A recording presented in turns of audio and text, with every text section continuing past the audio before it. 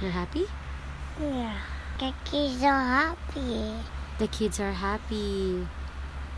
And mom is happy. Oh, I love you. And Arthur Bing is happy. And who else? And Daddy's happy.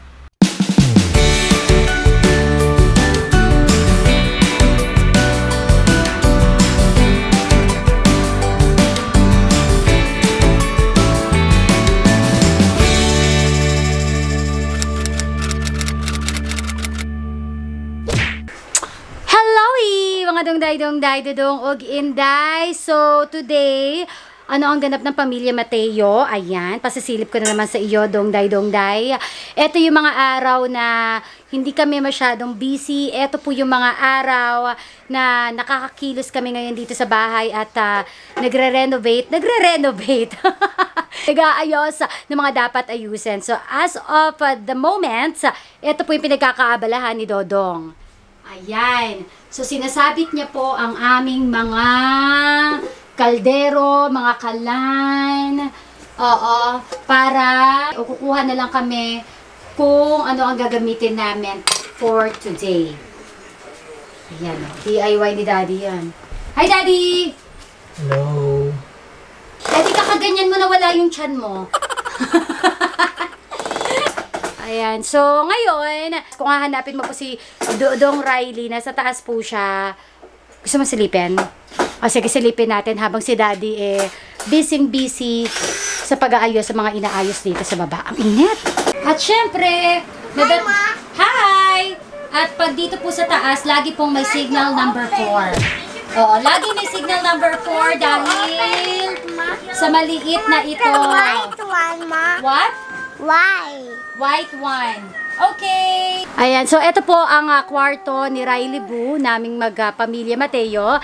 And usually, malamang sa malamang, isa pa lang naman si Riley. So, mag-isa lang po siya naglalaro ng kanya mga toys. Pero kahit mag-isa po siya, mukha po siyang 10 sa kalat po na ginagawa niya everyday. I have a question for you. Do you want to play with other kids? Yeah. Do you want to give your other toys to other kids? Okay. Okay! Appear! So, usually nga mga dongday, dito naglalaro si Riley sa taas o kaya naman po sa baba. And, ayan, so mag-isa lamang po siya. And, most of the time, or minsan, kapag okay naman yung weather sa labas, inaalaw ko po siya na makipaglaro sa ibang bata. Kasi gano'n naman po talaga, di ba? Ang dilema po, kapag isa pa lang yung anak mo, pag isa pa lang yung anak mo, wala siyang kalaro. So, basically, ang kailangan mong gawin is to let him or her play outside with the other kids. Para naman hindi siya maging antisocial, hindi siya maging loner, para naman meron siyang activity with the other kids. So, nung una nga actually, maikwento ko lang, maikwento ko lang na akala ko dati si Riley may pagka-isnabero or medyo antisocial. Pero napansin ko naman na talagang nakikipaglaro siya. So, nakikipag-mingle siya. So, yun. So, from time to time, pinaglalaro ko siya with other kids. And, Riley, how about we will cook a fried chicken and give this to the other kids? Okay. You like? Ang galing. Appear. Appear! Alright, so malamang sa malamang magluluto muna po si Inday. Pero bago ako magluto, parang ang baho-baho ko na, 'di ba? Maliligo muna ako ng bongalo ever. And tapos na po kaming maligo mga dongday. Pati si Riley tapos nang maligo. And magbibihis lang ako. And mag-uumpisa na ako magluto. Then Riley will play with the other kids! Yay! Are you excited? Yeah. Pogi naman. Who's Pogi? Riley, oh. So, ayun na nga mga dudong Inday, excited na po makipaglaro si Riley po sa other kids. Oo, yun ang tawag niya, other kids. And ngayon, habang naglalaro siya, magluluto po muna ako ng fried chicken as promised. And madali lang naman yun. Actually, ang ginawa ko po bago ko kumilos, maligo, makipag-bonding kay Riley, minarinate ko muna po yung chicken for 30 minutes. So, nilagyan ko siya ng kalamansi, patis, asukal, pepper. Ayan. So, napanood ko lang din yun sa YouTube. So, yun. Let's do this and let's start the cooking. The cooking! Ayan, mga dugday! Ito na magluluto na si Inday Colleen. So anyway, naglagay na ako ng mantika and pinapainit na lang natin siya ng bonggang-bongga. At ang ginamit ko, itong Claro 100% palm ng Jolly. So, gusto ko yung Claro kasi napakalinaw niya. Hindi katulad ng relasyon mo sa jowa mo. Banglabo. Ayan tayo eh. Har-har! Magluto na nga muna tayo, hindi hugot-hugot pa tayo. Ayan tayo eh. Ito na, sige na. Okay, so it's prita time! Muna, log, tapos harina, and then lagay natin dito. Wow! More!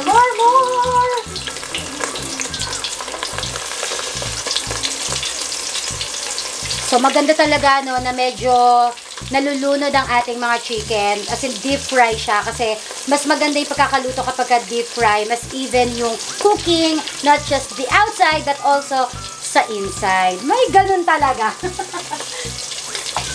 Yeah. So, I think that's enough. So, yan muna yung first batch ng ating lulutong fried chicken. In the meantime, si Riley nakikipaglaro na sa labas. So, excited na ako. Ang galing sumayaw, galing gumalaw. Pinapapasok niya po sa loob ang mga bata. So, ayan po, ang dami pong bata dito sa aming bahay. Hi! Si Dodong Philip, walang magawa. Hi, Dong! Hi, Dong! Naiingayan ka ba? Hindi? Busy ah. Takbo! Yung mga lumang toys ni Riley, ngayon lang namin napamigay na originally dapat nung Christmas pa namin siya ipamimigay. So, dahil sobrang busy po ni Inday nung December, eto na, this is it. Ayan. Mga kalaro ni Riley.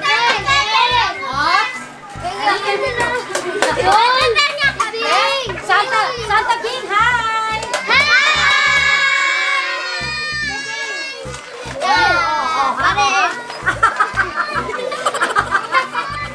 Are you happy, Riley? Yeah. Are you going to give your other toys to other kids? Yeah. Yes! Pakita. Thank you all. Welcome! So, tapos na ako sa first batch ng ating fried chicken! Ang ganda ng pagkakaluto. Kasing ganda ng nagluto. Misty!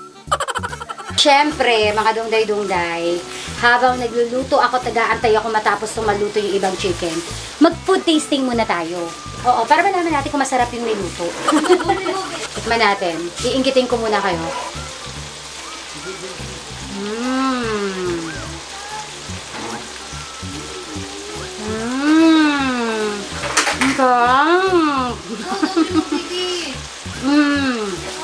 Kaya mo?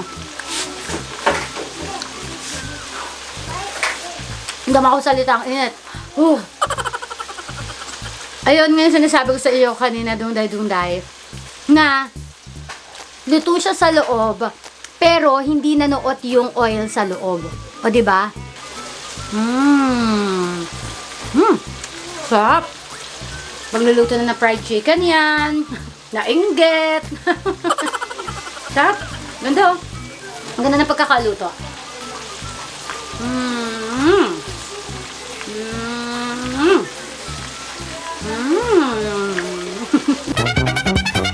And tapos na nga po magluto si Inday Colleen. Ito na nga po ang aking fried chicken ala Colleen. Wow! And of course, eto po, pansinin mo, ano sa tingin mo yung una kong niluto sa mga to? O, diba? Ito nga po, nag-fry po tayo ng 3 batch. So, ang first batch po natin, itong yung 4 na nasa taas, actually 5 po talaga yan. Pero yung isa po, kinain ko na. Nagutom ako eh. Siyempre kapag magluluto ka, dapat tikman mo muna kung okay ba yung niluto mo. So, yan na nga. Yung second batch, ito naman po, yung 6 na yan na nakikita nyo sa baba.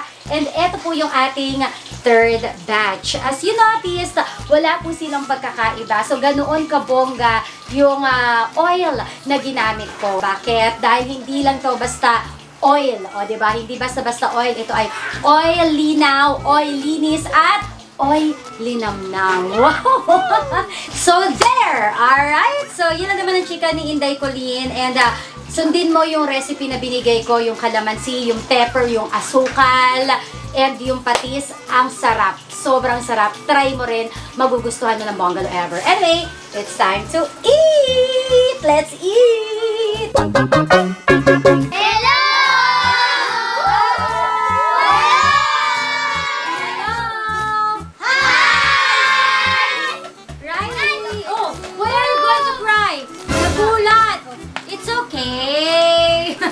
It's okay, baby.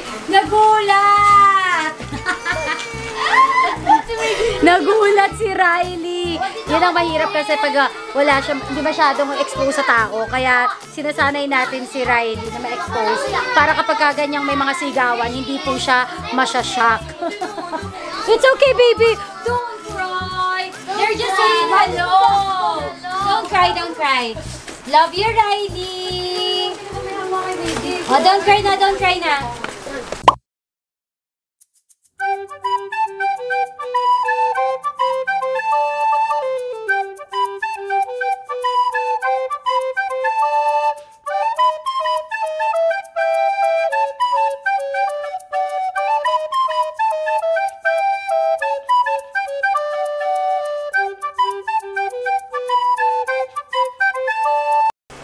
Why are you crying? So, aakit muna kami ni Riley habang sila po kumakain. Why are you crying? Isi babay na to them. Oh, let's walk, let's walk. Come. Walk first. I'm sorry. You're shy? Oh, come. No, umiiyak talaga siya. It's okay, baby. It's okay, it's okay. Come here, come here. Come here. It's okay, it's okay. It's okay, it's okay. Why? It's okay, it's okay, it's okay. Milk. Milky? Okay, okay, okay, okay. Hug mommy. I love you. Oh, hug mommy. Hug mommy again. Hug mommy. I love you. Mwah. I will kiss you 10 times. 1, 2, 3, 4, 5, 6, 7, 8, 9, 10. How about 20 times? 11, 12, 13, 14, 15, 16, 17, 18, 19, and 20. Why do I do that? Why do I do that? How is that? Dongday, dongday. I love you, baby. I love you. Oh, yeah, diba? Okay na siya. Okay na siya, sabi ko sa'yo eh. Happy birthday. Happy birthday. And mga dongday-dongday, so I just realized na yung ginawa naming pa-fried chicken sa mga bata at mga regalo na used toys ni Riley, parang happy birthday celebration na rin ni Riley because Riley is turning 3 on February 17. When is your birthday? Happy birthday. 17. So, malapit na mag-birthday si Riley. Magti-3 na siya. Na-realize ko lang na habang nagsiserve ako sa kanila, habang nakikipagkwentuhan ako with the kids, parang, oo nga no, hindi lang to parang post-Christmas party. This is also a pre-birthday celebration with the kids. Yan. So, instead of throwing yung mga used toys ni Riley na okay pa rin naman, kaya lang kasi ang nangyayari po natatambak na dito sa bahay. So, ibinigay na lang po namin sa ibang bata para, syempre, give love on post-Christmas day. Ganon. So, mga dungday-dungday, total of 20 pieces of chicken po ang ating na-fry ngayong araw na ito. 20 pieces, 20 slices, basta yun na yun. Nagpahabol pa po si Dodong kasi nakulangan siya sa niluto ko since sa mga bata talaga yung chicken. So, naengget si Dodong, nagpaluto din. And ngayon, ipapasilip ko sa iyo kung gaano ka linaw yung oil na ginamit ko after cooking ng 20 pieces na slices ng chicken. Ang linaw pa. See? Can you see? Can you see? Oh, diba? Klarong-klaro. Klarong-klaro. Parang ito lang. Klaro.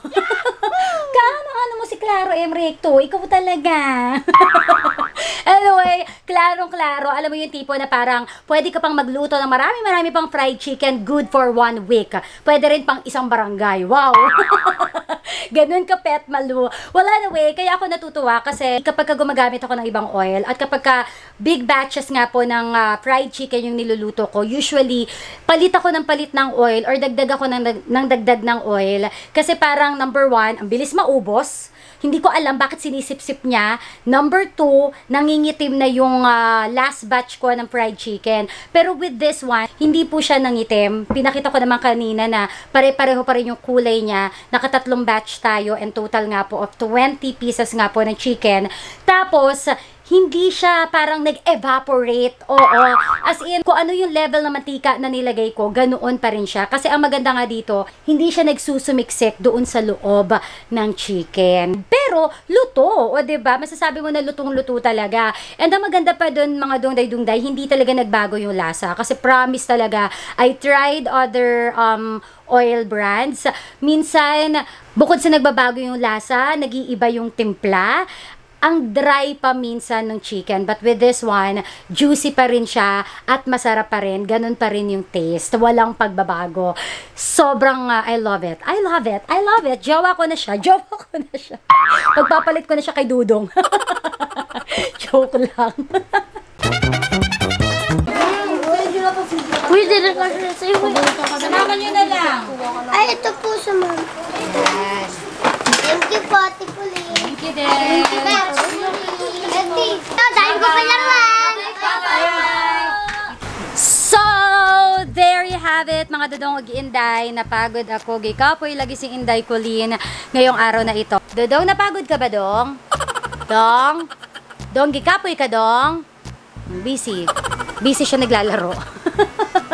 So, there you have it. And wag natin kalilimutan, mga dungday-dungday, na always spread love, spread happiness, spread positivity. Sa dami na po ng negative na nangyayari sa mundo, kailangan po positive pa rin tayo, 'di ba? Kailangan wag na tayong sumabay sa daloy ng mga negative na people, ng mga negative na kaganapan. Sabi nga natin, we cannot change the world, but pwede nating baguhin yung sarili natin and the way we think sa mga bagay-bagay. Yun lang naman, and don't forget po to like this video, comment down below, and i-share mo na rin po itong video na ito. Huwag mo kalilimutan na i-hit ang bell button para every time na meron po akong bagong upload, ma-notify ka ng bonggaloo ever. So sige na, bye-bye na mga dungday-dungday. Until next, good vibes, positive videos, dito lamang sa Colleen's World kasama ang Pamilya Mateo. Bye-bye! Pahalo ka ko, be? Bye. Why did you cry earlier? Are you shy? Huh? Are you shy? Yes. Why? To the other kids. Why are you shy to the other kids? Because celebration birthday. It's your birthday celebration? Yeah. But are you happy? Yeah. You're happy? Yeah. Wow. The kids are happy. The kids are happy. And mom is happy. Wow, I love you. And Arthur Bing is happy. And who else?